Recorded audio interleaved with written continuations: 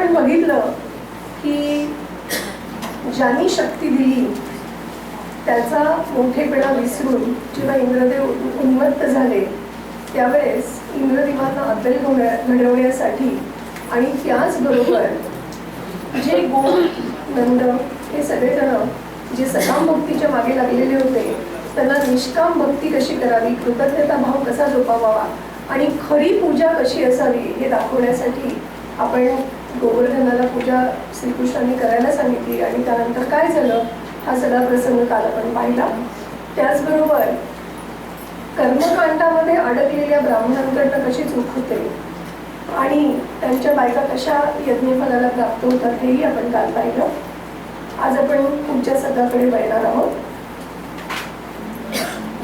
विद्यते क्षितितलेस्तु शुभाशुभन्तत् विद्युत्कणेन घटितं इति दृश्यते ते एवं वरावरमतानि लसन्तु कामं ध्येयं त्वमेव शशिशेखर मानवानां. काय आहे, कालपर्यंत एक संस्कृतच्या जाणकार होते, आज दोन दोन संस्कृतच्या जाणकार बसले आहेत. त्याच्यामुळे आधीच तर भीती वाटायला लागली आहे, तर पप्पा व्हायला लागलं. पण काही हरकत नाही, देव दयाळू आहे आणि गरुड उडतो म्हणून माशी निवडू नये का. त्याच्यामुळे अर्थ काय या सगळ्याचा याच्याकडे माझं लक्ष असायला हरकत नाही. काय आहे ना की जेव्हा ब्रह्माचं वर्णन होतं त्यावेळेस सगळे नेती म्हणतात आणि असं नेती म्हणताय तर तुमचं ब्रह्म आहे की नाही असं विज्ञानवादी म्हणतात. पण विज्ञानवाद्यांच्या दृष्टीने तरी त्यांना एक खरं अखेरचं सत्य सापडलंय का तर तसं काही म्हणता येत नाही. कारण मूलद्रव्यांचा शोध लागायच्या आधी हे सगळं काय होतं हे त्यांना माहित नव्हतं. मग आम्ही जेव्हा शाळेत शिकत होतो तेव्हा मूलद्रव्यांचा शोध लागला, मग ते पाठ केले. मग त्याच्यानंतर असं कळलं की मूलद्रव्य ही पण मूल नाहीच आहे.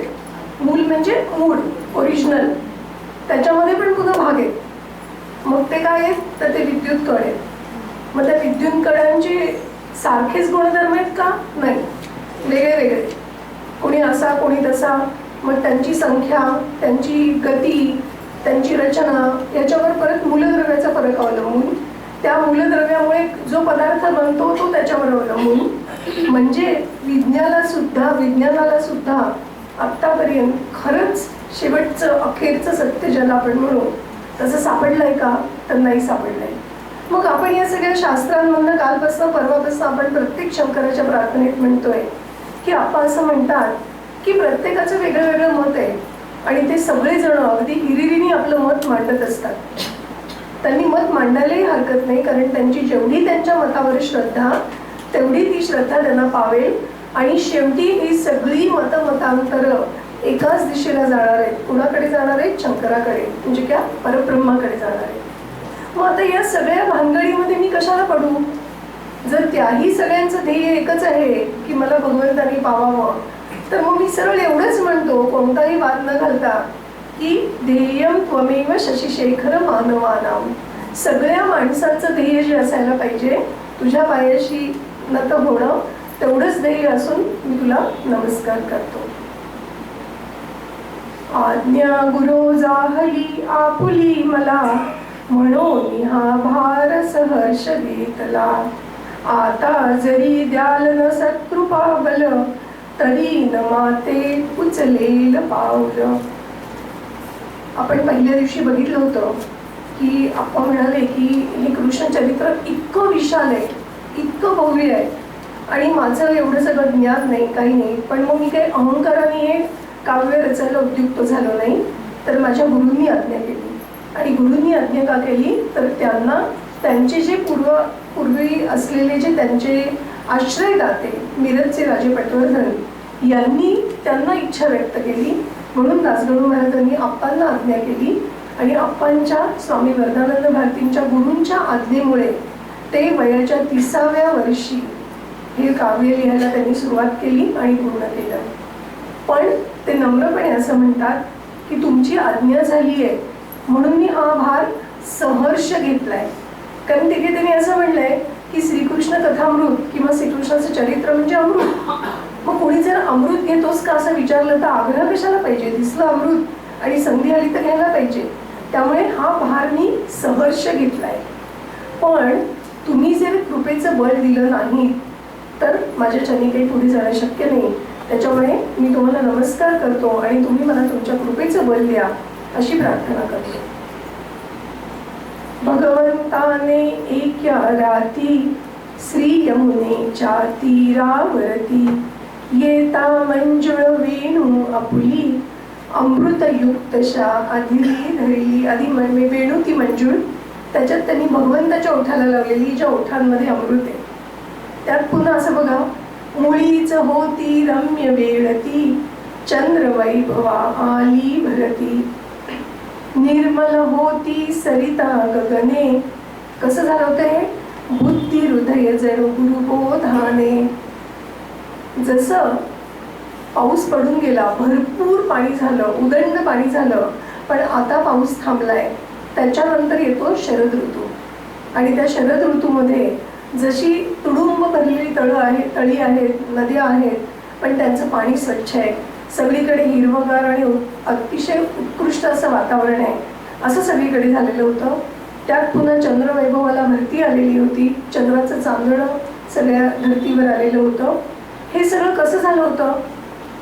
बुद्धी हृदय जणू गुरुबोधाने. बुद्धी आणि हृदय दोन्हीमध्ये जेव्हा गुरुचा बोध आपल्याला मिळतो, आपल्याला त्याचा लाभ होतो, त्यावेळेस जसं त्या दोन्हीमधला मोल नाहीसा होतो तसं झालेलं होतं. आणि म्हणून शुद्ध बुद्धी आणि हृदय होऊन ते शुद्ध बुद्धी आणि हृदय जसं गुरुबोधाने होतं तशी ती रम्य वेळ होती. कुमुदे भरली पूर्ण मरंदे. आपण त्या दिवशी पाहिलं की सूर्यामुळे जी विकसतात ती कमळं आणि चंद्रामुळे जी विकसतात ती कुमुद. कुमुदे भरली पूर्ण मरंदे वायू सुमांच्या मंद सुगंधे सुधा धवल वरसते चंद्रिका पाखडला कापूर जसा का. कापराचा चुरा करावा आणि तो पाखडावा, त्याच्यानंतर जसं एक धवलिमा सगळ्या पूर्ण वातावरणात भरेल तशी चंद्रिका, तसं चांदणं पसरलेलं होतं, शरदामधलं चांदणं. रात राणीचा सुगंध मादक दरवळुनी करी मन परियुत्सुक. काय असतं ना की वातावरण निर्मिती पण व्हावी लागते, कोणत्याही गोष्टींची वातावरण निर्मिती व्हावी लागते आणि त्या वातावरण निर्मितीचा मग ते कार्य पुढे कसं होणार या दृष्टीने खूप उपयोग असतो. आणि म्हणून असं म्हणण्यात येतं की रातराणी आहे किंवा चाफा आहे, कवठी चाफा, हिरवा चाफा यांचा सुगंध मादक मानला जातो. तर पारिजातकाचा अति सूक्ष्म येणारा सुगंध हा मन पवित्रतेने भरून टाकतो. म्हणजे ही सगळी वातावरण निर्मिती आपल्या मनामध्ये वेगवेगळे भाव निर्माण करते आणि जणू दाखवून देते की आपलं निसर्गाशी किती तादात्म्य आहे. जेवढे आपण निसर्गाशी तादात्म्य पाहू ना तेवढे आपल्याला वेगवेगळे भाव अनुभवायला येतात.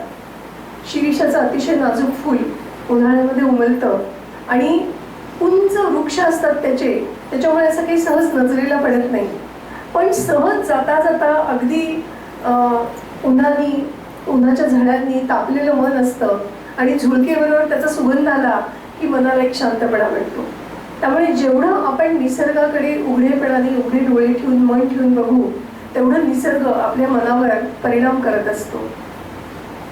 रात राणीचा सुगंध मादक दरवळुनी करी मन परियुत्सुक. खरंच मिलनासाठी योग्य वेळ असेल तर तसं मनही असावं लागतं. माल कंस रागी स्वरवीची किरणे जणू निर्मिती शशीची. सूर्याची जी किरणं होती ना ती जणू काय करत होती की मालकंस रागामधल्या एखाद्या गाण्यामुळे, गीतामुळे जसे लहरी पसरतील, स्वरलहरी, तशा जणू काही स्वरलहरी तिथे पसरलेल्या होत्या. आणि त्या चंद्राचा जो प्रकाश होता त्या चंद्राच्या प्रकाशामुळे कसं दिसत होतं? सदने की बनली स्फटिकाची पाणी झाली जडण हिऱ्यांची. खरं म्हणजे मथुरेसारखी गोकुळमधली, व्रजामधली सदनं काही सुवर्णांनी, रुप्यांनी बनलेली नव्हती, पण त्यांना हे सुंदर रूप मिळालं कशामुळे? त्या चंद्राच्या चांदण्यामुळे. जणू काही स्फटिकाची बनली आहेत अशी ती गोकुळामधली, व्रजामधली घरं दिसत होती. पाणी झाली जडण हिऱ्यांची. खरीच हिरे होते का? नाही, ते मथुरेत. पण इथे हिरे नव्हते, पण जणू काही त्या चंद्राच्या चांदण्यामुळे अशी आभा निर्माण होती. भुवन सर्वही त्या शुभ वेळे प्रशांत मंगल उज्ज्वल झाले, अशी सगळी वातावरण निर्मिती झालेली होती. आणि मग श्रीकृष्णांनी ती योग्य वेळ साधली. मनमोहन तो तशात मुरली मंजुल नादे भरली, अपूर्व काही असे मधुरता शब्दा अवसर नुरवी, जय हरी सुखकंदा. इतक्या सुंदरच्या वातावरणामध्ये जणू दुग्ध शर्करा योग यावा तसं श्रीकृष्णांनी त्याच्या मुरलीमधनं मधुर नाद काढायला सुरुवात केली. आणि मग असं झालं की असं काहीतरी अपूर्व संगीत निर्माण झालं की उपमा देणंच अशक्य. आणि मग आप्पा पुढे त्यांच्या प्रतिभेचा आविष्कार आपल्या समोर मांडतायत. योगा माझी सकल ही सिद्धी, घरी उशेच्या वर्ण समृद्धी. योगामध्ये अतिशय प्रगती केलेला जर कोणी साधक असेल तर त्याच्या पुढे सगळ्या सिद्धी हात जोडून उभ्या असतात. जी सकाळ प्राची उषा जी आहे, सकाळचं वातावरण आहे, तुम्ही जर सकाळचं आभाळ बघितलं असंख्य सगळ्या रंगांच्या छटा दिसतात की त्या सगळ्या रंगांचं वर्णन सुद्धा करता येत नाही, इतकी रंगांची समृद्धी त्या उषेकडे आहे. हिमालयी सौंदर्य महीचे, सगळ्यात सुंदर पृथ्वी कुठे दिसत असेल तर हिमालयामध्ये. मिळे तसे वेणू ध्वनीचे, जसं हे सगळं उत्तमातलं उत्तम त्या त्या ठिकाणी येतं तसं या वेणूच्या ध्वनीने झालं होतं म्हणे. दिसे सखीसह खाता अभिनव, राजहंस जो करीती कलरव. राजहंस ते जेव्हा त्यांच्या सखी सहित आणि जेव्हा ते सखी बरोबर आहेत तेव्हा ते आनंदात आहेत, अशा आनंदामध्ये जे कलरव करतायत. किंवा आम्र मोहरे येता डबरुन, कोमलसे जे कोकिल पूजन. अरुण जई विंझणा पालवी, मरमरता ती जई मोहवी. काय आहे ना की अशी झुळूक जेव्हा वेळूच्या मनातनं किंवा इकडून तिकडून जाते, किंवा पिंपळांच्या पानांची सळसळ, एका झुळकेमुळे सुद्धा जे वेगवेगळ्या प्रकारचे मंजूळ आणि छान असे नाद होतात, असं ते सगळं वेणूच्या नादाने होत होतं. कर जेव्हा ओढिती शशीचे, भणित रम्य जे जललहरींचे. जणू काही चंद्राचे किरण आणि तळ्यावरच्या लाटा यांच्यामध्ये रतिखेळ चाललेला आहे. आणि त्यावेळची जी त्यांचं पूजन आहे, त्यावेळचा त्यांचा जो आवाज आहे तसा जणू काही हा वेणूचा नाद होता. किंवा मेघनिनादी गभीरताजी, वर्षे कूजत जेवण राजी. मेघाचा जो आवाज गडगडाट होतो ना, तो जेवढा गंभीर असतो. किंवा रानामध्ये जे गूज आपल्याला ऐकू येतं, रानामधल्या वाऱ्यानी जे गूज ऐकू येतं. किंवा प्रभात संध्या राग मोहिता, भ्रमरांची जी गोड आर्तता. या सर्वही मधुशब्द गणांची, एकवटे मृदुगोडी. परिहरीच्या वेणुरवासी, तुलना करिता थोडी. जय हरी सुखकंदा. इतक्या सगळ्याच उपमा दिल्या, पण असं मन भरत नाहीये की बरोबर अगदी वेणूचा नाद असाच होता, असं काही वाटत नाहीये. आणि म्हणून मग प्रतिभा आपांची पुढे विलास करतीये. जरी महोत्सव संगीताचा, रत्नभूवरी होईल साचा. संगीताचा महोत्सव आहे आणि जिथे महोत्सव होणार आहे तिथली जमीन रत्नांनी बनवलेली आहे. जेथ कुशलते सुधा चंदनी, सडा शिंपिला सुरांगनांनी. चांदणं आणि चंदन असं घेऊन अप्सरांनी सडा टाकलाय त्या जागेवर. मध्यंतरी अनिल अवचटांचं पुस्तक वाचलं होतं, त्याच्यामध्ये त्यांनी वेगवेगळी वाद्य कशी बनतात त्याचं इतकं सुंदर आणि बारकाईने वर्णन केलं होतं ना की आपण विचारच करू शकत नाही. तर तबल्याचा गजरा, त्याची ती वेणी, त्याचं ते अजून काय काय असं सगळं वर्णन केलं होतं. तसं आपण इथे वर्णन करताय. चंद्रकरांच्या तारा केल्या, कमळाच्या कोशास जोडिल्या. तो जो भोपळा असतो ना त्याच्याऐवजी कमळाचा कोश. कल्पतरूंच्या सुमनालाचे, वीणेला या पडदेसाचे. वीणा आहे पण नुसती नाही अशी बनलेली आहे. त्या वीणेचा दंड कशाचा बनलाय? इंद्रधनूचा दंड मनोहर, वाद्य असे हे मदनरची जर, वाजवील हे शारदा जरी, लक्ष्मी गाता पद्य सुस्वरी. आता काय राहिलो हो, म्हणजे सगळं संगीतामधलं, वाद्यांमधलं उत्तमातलं उत्तम जे काय आहे ते सगळं एकत्र झालं होतं. आणि पुन्हा हे संगीत जसं सुरू झालं तसं पारिजात सुमनी पडलेले, दवते घेऊन नुपूर घडले.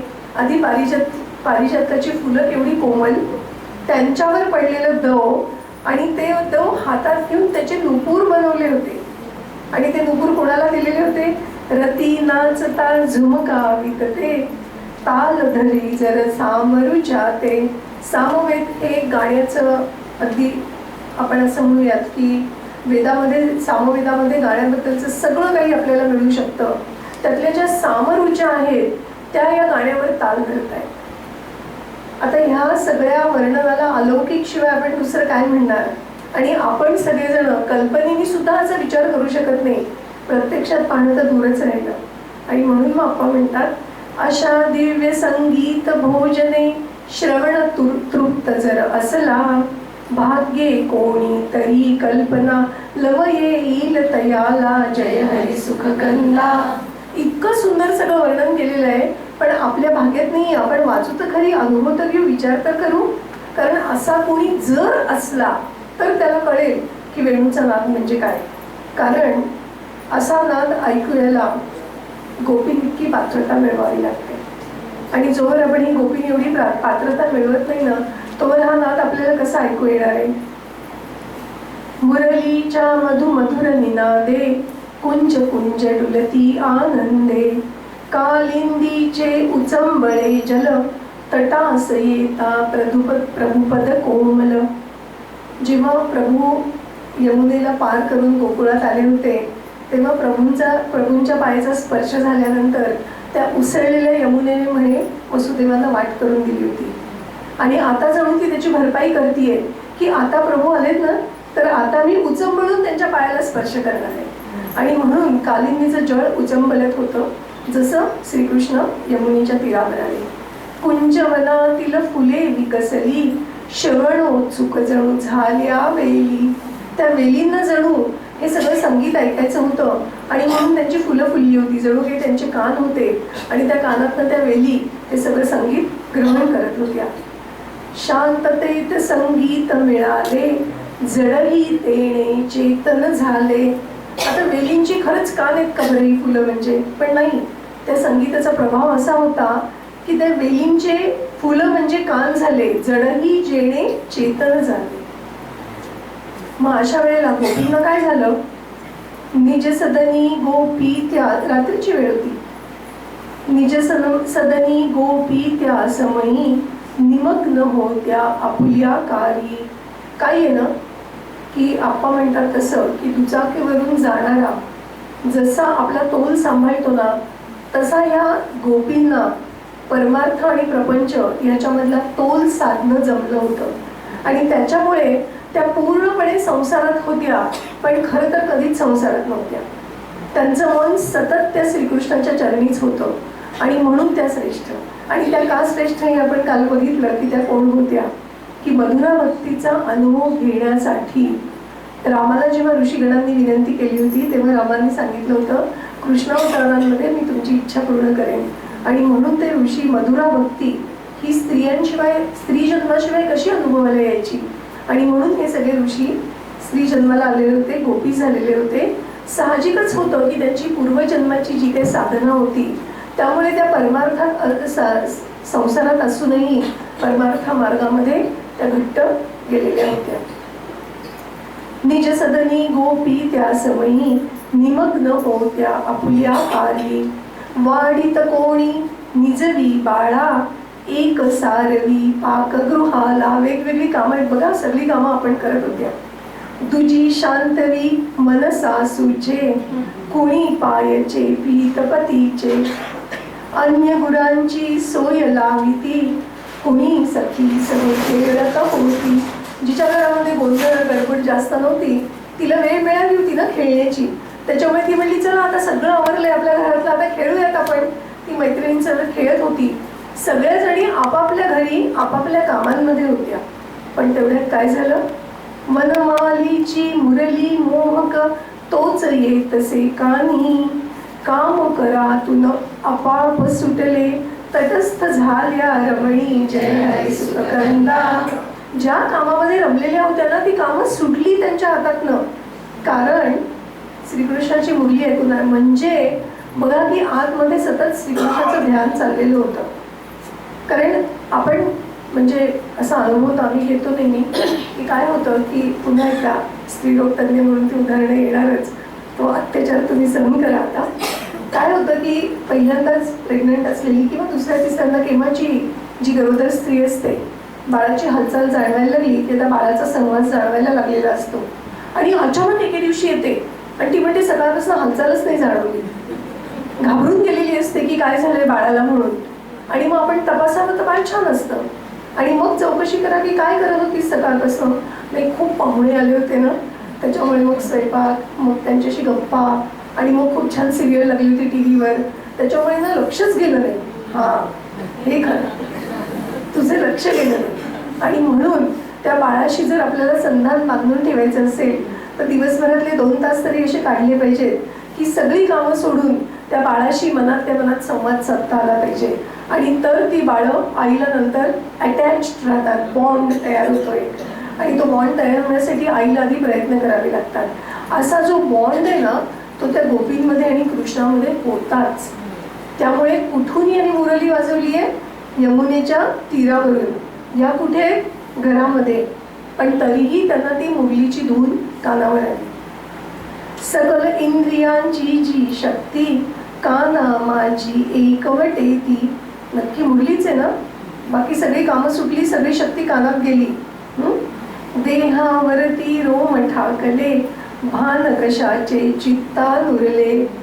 भगवंताची मुरली आणि मग त्या आवाजाने अंगावर रोम रोम उभे राहिले भक्तीचे. कसं झालं होतं, चंद्रकराने सागर लहरी कमलाच्या मृदुगंधे भ्रमरी. त्याप्रमाणे कुंजवना त्या परी गोपिका कर्षित झाल्या मृगी जशाका. जसं चंद्राच्या किरणांमुळे सागराला भरती येते, जसं कमळाच्या मृदगंधामध्ये जरी माहीत असेल की मी इथे अडकणार आहे तरी भुंगा तिकडे चेपावतो आणि स्वतःला कैद करून घेतो, तसं ह्या सगळ्या गोपिका कुंजवनामध्ये जिथे श्रीकृष्ण मुरली वादन करत होते तिकडे कर्षित झाल्या मृगी जशाका. जशा हरिणी जातील, ओढल्या जातील, तशा तर इथे ओढल्या गेल्या. आता हे सहज होतं का मग जाणं, नव्हतं बरं का. आपतांनी बहुविरोध केला कोण परी मोजील तयाला. मग ही काही त्यांची अवज्ञा होती का, हा त्यांचा अनादर होता का, तर नाही. पण चित्त एकदा जडल्यावर ते त्यास रोधणे अशक्य असते. आपतांनी खूप विरोध केला पण नाही थांबू शकल्या. का नाही थांबू शकल्या, कारण चित्त तिकडे जडलेलं होतं, त्याच्यानंतर शरीर थांबणारच नाही. त्याच्यामुळे आपतांनी किती विरोध केला तरी त्या थांबू शकले नाही. आणि मग निघाल्या. साज शृंगार करून नाही, एकीने अर्ध काजळ घातलंय, एकीने मॅचिंग नसलेलं ब्लाऊज घातलंय, एकीने जुनीच साडी नवीन ब्लाऊज घातलंय, एकीने वेणी अर्धी घातली, एक घातली नाही. अशा वेगवेगळ्या अवतारांमध्ये होत्या. कारण आता सगळं दिवसभराचं झालेलं होतं ना, आता झोपायलाच जायचं होतं, त्यामुळे अवतारात होत्या. जशा होत्या तशा निघाल्या. भानरहित धाविती कामिनी केश लोळती स्वैर सुटोनी. हे कशामुळे झालं होतं असं, विसर्जया पडला देहाचा बघे कोण मग पदरणी ओझा. ज्याला आपण कसे म्हणजे स्वतःची देहबुद्धी अजून गेलेली नाहीये त्याला हे सगळं व्यवस्थित आहे ना 10 वेळा आरशात बघणं. ज्याला हे काही नाहीये त्यांनी आरशात बघण्याचं सुद्धा काय कारण असेल असं त्यांचं झालेलं होतं. आपल्या सगळ्यांना माहिती आहे की चांगदेव जेव्हा ज्ञानेश्वर इत्यादी भावंडांना भेटले तेव्हा ते 100च्या वर 104 वर्षांचे होते. आणि मग ते जेव्हा ज्ञानेश्वरांना भेटायला आले, आपल्या सगळ्यांना कथा माहिती आहे की त्यांनी आधी पत्र पाठवायचं ठरवलं. मग काय लिहावं हे सुचीच ना, प्रिय लिहावं, आदराने लिहावं, काय लिहावं, कोरा कागद दिला पाठवून. पण तो कोरा कागद मुक्ताईने वाचला छानपैकी. आणि मग त्याला उत्तरही पाठवलं. मग ते म्हणले की नाही हे ग्रेट दिसत आहेत बरं, त्यांना जाऊन भेटलं पाहिजे. पण मग भेटलं तरी मी असा तसं नाही भेटणार, माझा मोठेपणा कळला पाहिजे. त्यामुळे वाघाला बोलवलं, वाघावर स्वार झाले, हातामध्ये सापाचा चाबूक घेतला आणि निघाले होते. पण त्यांना सामोरे भिंतीवरून 4 भावंड आली. म्हणजे यांनी जरी हिंस्त्र श्वापद होती, जरी साप होता, तरी जिवंत प्राण्यांना आपलंसं केलेलं होतं. इकडे तर भिंतीला आपलंसं करून ते सामोरे आले होते 4 भावंड. त्यांना पटली यांची सगळ्यांची मोठेपणा पटला त्यांना. आणि ते असं म्हणाले की ज्ञानदेवांना गुरु होण्याची त्यांनी विनंती केली. पण ज्ञानदेव म्हणाले की तुमचा कोरा कागद कुणी वाचला होता माहितीये? या मुक्ताईने. त्यामुळे ही मुक्ताईच तुमची खरी गुरु आहे. आणि मग त्यांनी असं ठरवलं की काही दिवस यांच्या सहवासात राहूया. आणि झालं असं होतं एक दिवस की मुक्ताई स्नान करत होती आणि अचानक तिथनं त्या बाजूनी चांगदेव निघाले होते. त्याचं सहज लक्ष गेलं आणि अरे बापरे म्हणून त्यांनी लक्ष त्यांचं दुसरीकडे वळवलं. आता याच्यात ती चूक आहे का? जनरीतीला धरूनच आहे. उलट आपण पाहिलं की दल कुबेरांनी हे किंवा मणिपदरांनी ती मर्यादा पाळली नाही, तर नारदांनी त्यांनी जे काही पाप केलं होतं त्याचा त्यांना दंड दिला होता. त्याच्यामुळे आपल्या दृष्टीने चांगदेवांनी जे केलं त्यात काही चुकीचं झालं नाहीये. पण मुक्ताईंना त्याच्यात चुकीचं वाटलं, कारण चांगदेवांकडनं हे अपेक्षित नव्हतं. जो माणूस साधनेमध्ये इतका पुढे गेलेला आहे त्या माणसाची देहबुद्धी अजून सुटू नये का? अजून त्याला स्त्री आणि पुरुषांमध्ये भेद वाटावा का? हे मुक्ताईंना टोचलं. आणि त्याच्यानंतर मुक्ताईंनी त्यांना उपदेश केला आणि त्याच्यानंतर चांगदेवांनी अतिशय कडक अशी साधना केली आणि त्यांचा उद्धार झाला, अशी कथा सांगते. थोडक्यात काय की आपण देहबुद्धीवर असतो तेव्हा या सगळ्या आपल्याला चालीरीती आणि या सगळ्याबद्दल आपण अतिशय जागरूक असतो की अशा पद्धतीने मुलींनी असेल तर कसं बसावं, कसं बोलावं, काय करावं, हे असे आपले असंख्य आपल्या समाजामधले नियम असतात. कारण आपण देहबुद्धीप्रमाणे बनतो आणि म्हणून मग अनेक गोष्टींना अनेक वेळेला दुःख पदरामध्ये येतात. आणि म्हणून समर्थ रामदास स्वामी सांगतात की विवेके देहबुद्धी सोडून द्यावी. असं जेव्हा होईल ना तेव्हाच मग विदेहीपणे मुक्ती भोगीत जावी. मग विदेहीपणे काय होतं की देहामुळे येणारी जी दुःख आहेत ती वाटायला येत नाही. ती दुःख देहाची आहेत, ती माझी नाही आहेत. आणि म्हणून मग आनंद कमी होत नाही. आणि म्हणून या विदेहीपणाचं महत्त्व आहे साधनेमध्ये पुढे जसं जाऊ तसं. आणि तो विदेहीपणा चांगदेवांना साधला नव्हता म्हणून मुक्ताईंनी त्यांना उपदेश केला. आता इथे या गोपींना हा विदेहीपणा साधलाय. सहज साधलाय का? नाही. आत्तापर्यंत त्यांचं आयुष्य सतत श्रीकृष्णाच्या स्मरणामध्ये गेलेलं आहे. श्रीकृष्ण समोर असेल तरीही स्मरण, नसेल तरीही स्मरण. सतत श्रीकृष्णाच्या स्मरणामध्ये गेल्याच्या नंतर आणि पूर्वजन्माची जी काही पुण्याई होती त्यामुळे त्यांना विदेही अवस्था प्राप्त झाली आहे आणि त्याच्यामुळे त्यांना देहाचा विसर पडलाय. ओछा पदर काही त्यांचं लक्ष नाही आहे. चित्त जयाचे संसारातून ईश्वर चरणी चरणी जडले. नित्य शुद्ध तो भल्या बुऱ्याचे काम तयासी सरले. जय हरी सुख कंदा. अरे संसारातून ईश्वर चरणी त्याचं चित्त जडलेलं आहे, तो नेहमी शुद्ध आहे. पण आपल्याला हाही विवेक आला पाहिजे की जो वेड्याचं रूप घेऊन वेड्यासारखं वागतोय पण मुळामध्ये कोणीतरी चित्त शुद्ध असलेलं आहे. आपल्या सगळ्यांना गजानन महाराजांची ते जे प्रगट झाले ती कथा माहिती आहे की ते गजानन महाराज उकिरड्यावर ज्या पत्रावळ्या होत्या त्या पत्रावळ्यांमधली शीतं घेऊन खात होते. आता एखाद्याला असं वाटलं असतं की काय वेडा माणूस आहे, पण त्यांना बघणाऱ्यांना नाही वाटलं. हा जो फरक असतो ना हा फरक आहे की नित्य शुद्ध तो नित्य शुद्ध असला की बरोबर जाणत्याला कळतं की तो कसा आहे. विषयाचे सुख नित भोगावे लोकांनी मज भले म्हणावे. अशी असतसे ज्या आसक्ती तेच चाली रीती बघता ती. काय आहे ना, माझी अशी इच्छा असते की सगळ्यांनी मला चांगलं म्हणलं पाहिजे. इन गुड बुक्स असं सगळ्यांच्या राहायची आमची सगळ्यांची इच्छा असते. आणि म्हणून मग काय होतं, नको तिला काय वाटेल, नको त्याला काय वाटेल, नको मी हे केलं पाहिजे, नाही गेलं त्या कार्यक्रमाला तर कसं वाटेल, बोलवल्यावर नाही गेलं तर कसं वाटेल, त्यांना नाही बोलवलं तर कसं वाटेल. हे सगळे नियम आपण लावून घेतो स्वतःला आणि मग संसारामध्ये गुरफटत जातो, पाय अडकतच जातो. तुकाराम महाराज जसं म्हणतात ना, त्यांना तुम्हाला सगळ्यांना ती कथा माहिती आहे, पण तुकाराम महाराज दरवर्षी वारीला जायचे आणि मग ते त्यांच्या मित्रांना म्हणायचे, अरे चला एकदा आनंद घ्या वारीचा, बघा. आणि मग मित्र वेगवेगळी कारणं सांगायचे. एक विशेष प्रिय मित्र होता, त्याला तो खूप आग्रह केला तरी तो काही येईना. तुकाराम महाराजांनी एक दिवस अशी गंमत केली की ते एका पारंबीला लोंबकळले वडाच्या, आणि ते त्याच्या नावाने ओरडायला लागले, लवकर ये, मला सोडव, मला सोडव, मला सोडव. तो मित्र आला, अरे काय वेडेपणा चालवलाय, काय सोडव, तू हात सोडला की सुटलास. तुकाराम महाराज म्हणले, तेच म्हणतोय तुला किती वर्षांपासून की तू सुटलास की तू बरोबर वारीला येशील, दरवर्षी नवीन कारण सांगतोस, तशी सांगू नको. त्या पोपटाला पकडतात तेव्हा असंच करतात ना, की ती फिरणारी नळी लावतात आणि पोपट त्याच्यावर बसला आणि त्याला काहीतरी दिसलं आणि समोर झुकला की ती नळी फिरते, पोपट उलटा होतो. आता खरं म्हणजे पंख आहेत त्याच्याकडे, सोडून दिले तर काय होणार आहे, काहीच होणार नाही, तो आभाळामध्ये उडेल. पण नाही, त्याला भीती वाटते आणि तो पकडून राहतो आणि मग पारधी त्याला पकडतो. तसं आपल्या सगळ्यांचं होतं.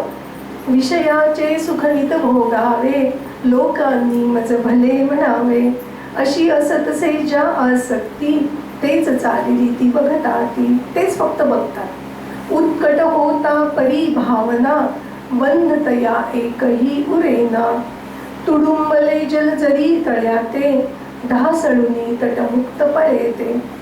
जेव्हा एखाद्या तळ्यामध्ये तुडुंब असं जल भरतं, काय झालं परवा पुण्याला खडकवासला भरल्यानंतर पाणी सोडावंच लागलं नदीमध्ये, लोकांनी शिव्या शाप दिले, पण धरण फुटण्यापेक्षा पाणी सोडलेलं बरं आणि ते पाणी सुटलं गेलं. ते जसं तुडुंब भरून ओथंबून गेलं, तशा जेव्हा भावना, कोणत्या भावना, कुठलीही भावना उत्कट झाली तर मग ती भावना कृती करायला भागच पडते आणि मग कुठलेच बंध उरत नाही. त्यामुळे असं म्हटलं जातं की कुठलंही अगदी खूप मोठं कार्य करायचं असेल तर ते कार्य मनामध्ये धरणारे पॅशनेट लोक लागतात. आता हे पॅशन म्हणजे काय, तर त्या एखाद्या गोष्टीबद्दल अत्यंत उत्कट भावना की ते झालं पाहिजे आणि मग कोणतेही श्रम घेऊन हे लोक ती कामं करतात. तुडुंबले जल जरी तळ्याते, ढासळुनी तटमुक्त पळेते, पृथ्वीचे भडकताच अंतर, सहज बापुढे होती भूधर. एकदा भूकंप आला की तो भूकंप काही म्हणत नाही, कोणता पर्वत म्हणत नाही, का बिल्डिंग म्हणत नाही, काही म्हणत नाही. प्रबल भावना असल्या वाचून, उत्कट सुख भोगताच येन. ती उत्कटता असल्या वाचून त्याची तृप्तता पण तेवढी नसते आणि म्हणून ती उत्कटता कोणत्याही भावनेसाठी आवश्यकच आहे.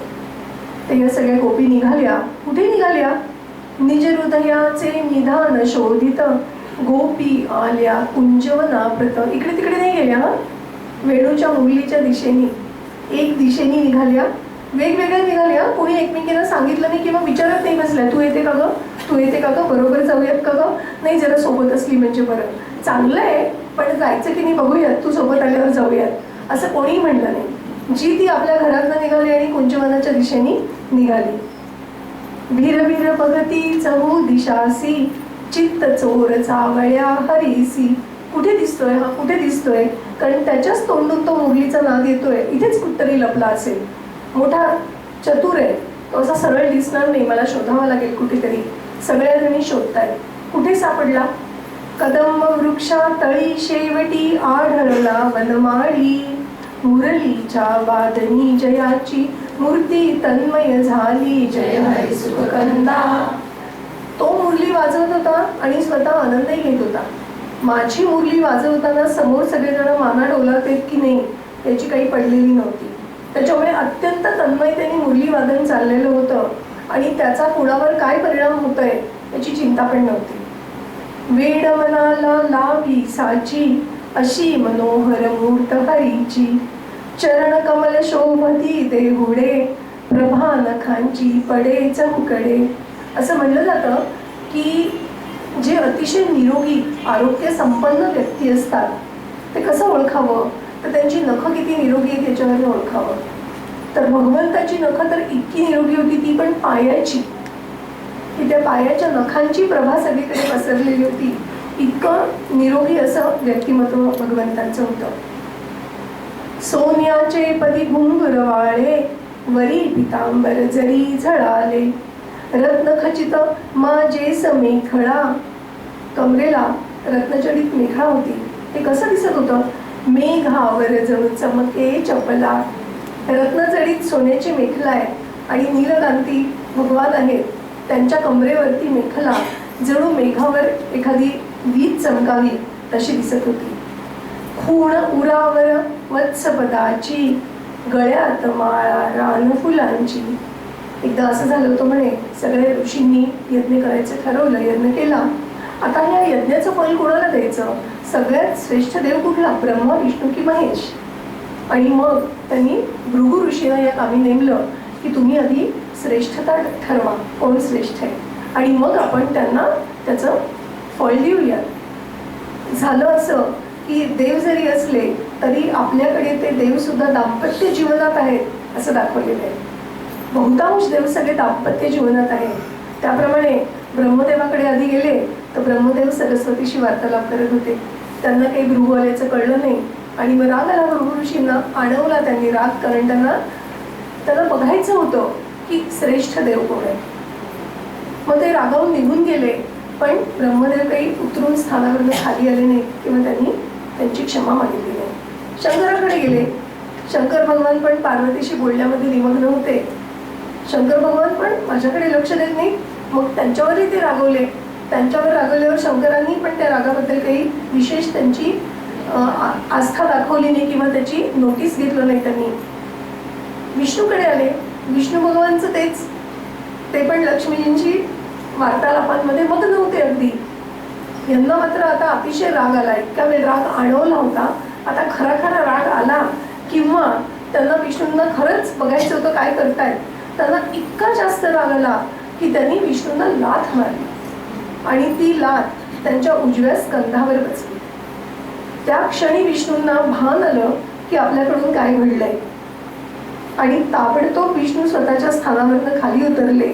त्यांनी भृगु ऋषींची क्षमा मागितली आणि ते म्हणाले की ऋषीवर मला क्षमा करा, माझं तुमच्याकडे दुर्लक्ष झालं आणि यासाठी जे काय शिक्षा तुम्ही द्याल, जे काय तुम्ही सांगाल ते करायला मी तयार आहे. भृगु ऋषींनी आनंदाने आशीर्वाद दिला आणि परत येऊन सांगितलं की विष्णू हाच श्रेष्ठ देव आहे आणि आपल्या यज्ञाचं फळ जे आहे ते आपल्याला विष्णूला द्यायचे. विष्णू इतकं करून थांबले नाहीत. विष्णू भगवान ते म्हणाले की एवढा तप केलेला ऋषी माझ्याकडे आला आणि त्यांनी जर मला लाथ मारलेली असेल तर ती लाथ सुद्धा त्याची प्रसाद म्हणून मी माझ्याजवळ बाळगणार आहे. आणि म्हणून त्या भृगु ऋषींचं पाऊल जणू काही भगवंताच्या उजव्या खांद्यावर असतं. भारतामध्ये काही ठिकाणी अशी दंतकथा मानली जाते की विष्णूचे अवतार शोधायचे असतील तर ते बाळांना शोधतात आणि कोणत्या बाळाच्या उजव्या खांद्यावर ते वत्सलांछन आहे ते बघतात आणि मग त्याची पूजा करतात विष्णू म्हणून. जसं दलाई लामा शोधतात ना लहान बाळांमध्ये, तशी काही ठिकाणी अशी पण प्रथा आहे. खूण उरावर वत्सपदाची, गळ्यात माळा रान फुलांची. प्राजक्तीच्या मृदुल फुलांचे, देठ तसे ते ओठ हरीचे. केशरी सुंदर नाजूक असे ते देठ असतात, तसे भगवंताचे ओठ होते. कर्णी मकराकार कुंडले, किरणतयांचे गाली खुलले. कुटिल केस भाली भुरभुरती, मोर पिसे वर सुरेख डुलती. सुंदरपण ये सौंदर्याशी, मधुर होत लावण्य. मोहकताची मोहित झाली, उपमा नुरली अन्य. जय हरी सुखकंदा. मुकुंद देहा सवे तुलाजी, असे न काही विश्वा माझी. कशानेच तुलना होऊ शकत नाही या भगवंताच्या देहाची. उपमाने जी होती काही, दूषविली ती स्मर कविताही. प्रेम कवितांचं इतकं उधाण येतं आणि त्याच्यामध्ये जगातले जे चांगल्या चांगल्या सगळ्या गोष्टी असतात त्या सगळ्या गोष्टींची उपमा देऊन मोकळे होतात आणि मग ते प्रेम जे आहे ते शारीर प्रेम आहे. त्या शारीर प्रेमामध्ये ज्या उपमा दिलेल्या आहेत त्या भगवंताच्या देहाला थोडीच द्यायच्या आणि म्हणून भगवंताच्या देहासाठी कोणतीही उपमा नाही आहे. कुरुपठरू की या भीतीने, देह आपुला त्यजिला मदने. सौंदर्याची जी अधिदेवी, लाजून तीही पदी बसावी. चिन्ह कस्तुरी असे कपाळी, कमल नयन तो हासत गाली. लबाड नेत्री पाही तिकडे, सौंदर्याची खाणी उघडे. फिरती वेणूवरी अंगुली, नागांची मधुवलये रवली. काय ना त्या बासरीचंही विशेष म्हणतात की तो पोकळपणा तिचा आणि तिची छिद्र, म्हणजे ती कोणतेही विकार तिच्या शरीरामध्ये ठेवूनच घेत नाही आणि कुणाच्या ओठाला लागली आहे भगवंताच्या, आणि म्हणून त्याच्यामधनं मधुर संगीत निर्माण होतं असं म्हणतात. त्यामुळे आपल्याला आदर्श कोणाचा ठेवायचा तर बासरीचा. देह आहे बासरीला, पण त्याच्यामध्ये आतमध्ये कोणताच विकार नाही म्हणून पोकळ आहे. तिची जी छिद्र आहेत त्याच्यातनं सगळे विकार आले तरी बाहेर जात आहेत. कमळ पाकळ्या होत्या चंचळ, जललहरी जणू उठती कोमल. हे कसं होतं? ही जी नादांची मधुवलय, नादांची जी मधुवलय निर्माण होत होती, त्याला कशाची तुलना दिलेली आहे की तळ्यामधली कमळं आहेत, ते कमळ जेव्हा विकसन पावतंय त्याची जी नाजूक हालचाल होतीये, त्यांनी ज्या तळ्यामध्ये जललहरी उठतील तशी ती स्वरांची वलय उठली होती म्हणे. दृष्टी पडता श्याम रूप ते गोकुलवासी रमणी, मेघ दर्शने नीपलता सम फुलल्या आनंदानी, जय हरी सुखकंदा. दिसला एकदाचा, इतके शोधत होते आणि दिसला एकदाचा, तो दिसला आणि अतिशय आनंदाने, जशा वृक्षावर पानोपानी फुल फुलावं तशा त्या सगळ्या रमणी आनंदाने फुलून गेल्या. सुखे रंगले काननी डोळे, इतर परी का विषण्ण झाले. फक्त कान आणि डोळ्यांनाच सुख आलं ना, जिभेला नाही, त्वचेला नाही, अजून नाकाला नाही. त्याच्यामुळे फक्त कानांना आणि डोळ्याला दिसला भगवंत आणि कानावर मुरलीचा नाद आहे. सुखे रंगले काननी डोळे, इतर परी का विषण्ण झाले. गोपवधूंना सुचेन काही, निश्चल झाल्या भानची नाही. म्हणजे आत्तापर्यंत असं झालं होतं की भगवंताला शोधायला निघायचं हे तरी भान होतं. आता एकदा भगवंत दिसला तर भगवंत दिसलाय हे पण भान हरपल्या त्या. अशी विवशता पापून त्यांची, हसे मधुरती मूर्त हरीची. वदे बासरी कटी सखोचित, स्वस्ती असोगे तुमचे स्वागत. केवळ त्यांना त्या कुंजवनामध्ये आणण्यासाठीच तो बासरीचा प्रकार केलेला होता. का बरं बोलवलं? तर काय आहे ना की फायनल एक्झामिनेशन होती. इतका वेळ इंटरनल असेसमेंट खूपदा झाली गोपींची, वेगवेगळ्या पद्धतीने झाली होती. पण आता खरंच त्यांचा देहभाव सुटलाय की नाही, खरंच त्या विदेहीपणाकडे गेल्यात की नाही, खरंच त्या सगळ्या नात्या गोत्यांमधून सुटून माझ्यापर्यंत आले आहेत की नाही, हे तपासण्यासाठीची ही गोपींची शेवटची परीक्षा होती. आणि पुन्हा त्या परीक्षेच्या आधी सुद्धा थोडी तपासणी बाकीच होती बरं का. बासरी कटीला खोचली आणि त्यांना विचारताय, प्रिय तुमचे मी काय करावे, गुजर उधईचे सकळ कथावे. गोपींनो या अपरात्रीला, का गे सगळ्या येथे आला. कथा कशाने तुमची वृत्ती, भांबावून गेली या रीती. अगं तुम्ही इतक्या सगळ्या हुशार, सगळ्या अष्टावधानी, एकदम सगळी कामं कशी लिहिलेल्या पार पडता, आणि असं कशाने झालंय, अशा गोंधळेसारख्या का करताय, आणि अशा रात्री बेरात्री कशासाठी इकडे आल्या. असे कुशलना सर्व व्रजाचे, वदे लाघवी मंजुळ वाचे. लवाड होता मोठा, सगळं माहीत होतं, तरी हा गोपींना विचारतोय. कारण पुन्हा एकदा सोनं तावून सुलाखून घेतलं पाहिजे की नाही, तसं ते सोनं तावून सुलाखून घेणं चाललेलं होतं. का त्यजली गे पतीची सेवा, घरची कामे तेवी. निशेस फिरणे स्त्रियास अनुचित, रीत नसे का ठावी. जय हरी सुखकंदा. अगं काय हे, रीतिमती सोडल्या का तुम्ही? चांगल्या घरातल्या स्त्रिया आहात, अशा रात्री बेरात्री बाहेर फिरताय. त्यात पुन्हा असं बघा, निबिड घोर हे येथील कानन, वेळ कधी का येते सांगून. जंगलातली गोष्ट करतायत. आजकाल शहरांमध्ये सुद्धा आयुष्य सुरक्षित नाही स्त्रियांची. फार झाली रात्र तो जोवरी, परत